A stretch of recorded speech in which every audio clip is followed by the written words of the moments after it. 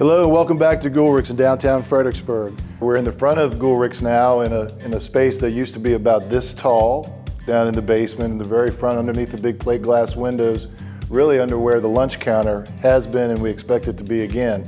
And Andy, we're looking at some wall that looks like it's been repaired and restored.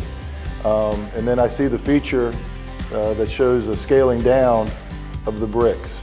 That doesn't look typical, if you will. Is there something you can tell us a little bit about this design? So sure, that's intentional.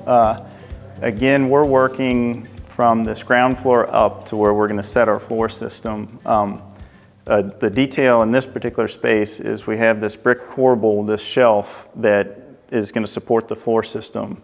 The joist will run this way, bearing on that brick shelf. You're running this way? Yes. Okay. And so a neat feature that was just something that was part of Goolrick's that many people remember was as soon as you walk through the front doors, there was this slope up. And that slope necessitated that the stools at the soda fountain were cut actually at a level. So 2 on one side would be longer than the other 2.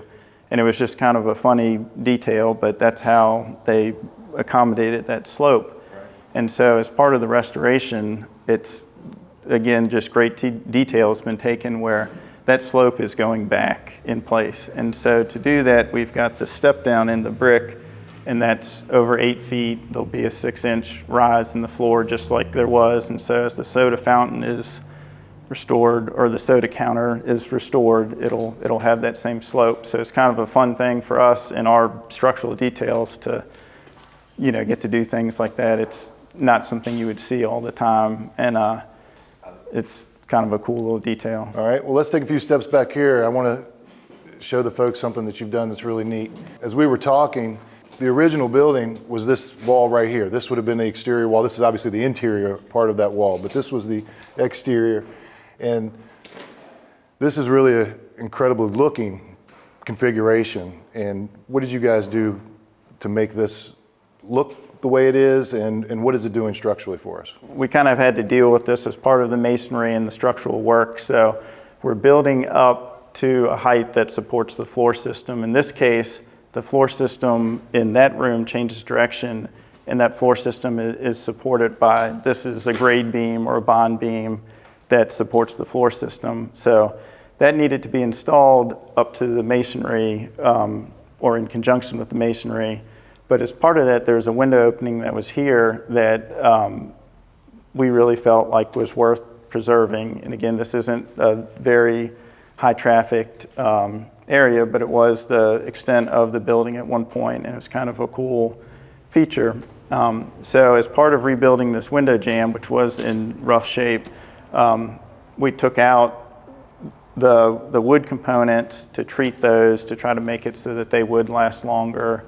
And did kind of a restoration work on this jamb. And when we removed that, it was really neat where this is a mortise and tenon construction, the way that this was built.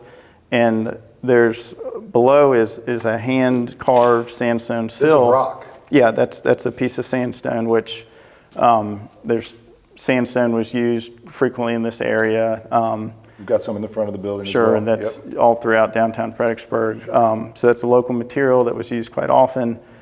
The sandstone can be tooled, and in this sill, it was hand carved, and there's mortises in the sandstone, pockets that were hand carved that the wood components tenon into. Can fit right into. And that's how that assembly was created. So taking that apart and putting back it exactly as it was, it's just kind of a really neat, fun thing. And again, this is in a utility space, but this is the extent of, the restoration where if we're in this area anyway, it's a great opportunity to try to preserve this, make it so it'll last for a long time.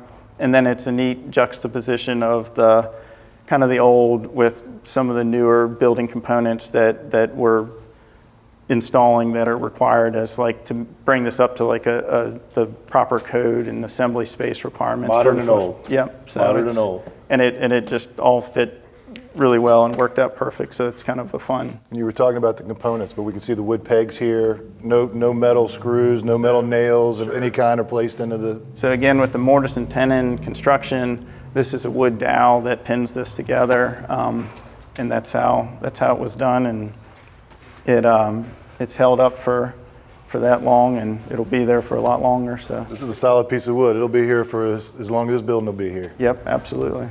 Andy, man, the passion you bring to this thing is incredible. Yeah. We appreciate you. No problem. Thanks for being here. All right, we're here on the exterior of the inside wall that we were talking about with Andy.